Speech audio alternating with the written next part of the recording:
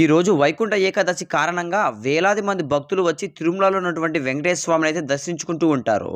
ఈ ఏకాదశికి నేను కూడా వెంకటేశ్వర స్వామిని దర్శించుకోవాలనుకున్నాను, కానీ నాకైతే కుదరలేదు. ఇంకా సరే అని అలిపిరిలో ఉన్నటువంటి వెంకటేశ్వర స్వామిని దర్శించుకుందామని బయలుదేరాను. వైకుంఠ ఏకాదశి రోజు వెంకటేశ్వర స్వామిని దర్శించుకుంటే చాలా అంటే చాలా మంచిదంట. ఇక సరే అని కర్పూరం వెలిగించి కొబ్బరికాయని అయితే కొట్టాను అనమాట. కొబ్బరికాయ అయితే చాలా అంటే చాలా మంచిగా అయితే పగిలింది. గాడ్స్ గ్రేస్ అని చెప్పొచ్చు.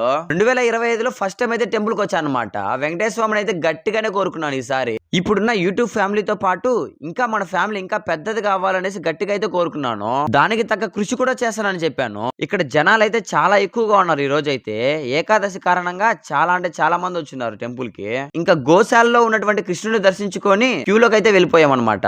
ఇంకా దేవుడి దర్శనం అయితే చాలా అంటే చాలా బాగా జరిగింది అనమాట వైకుంఠ ఏకాదశి రోజు కూడా. ఇంకా అలా బయటకు వచ్చి నామం పెట్టుకొని ప్రసాదం తీసుకొని అయితే బయటకు వచ్చాం అనమాట.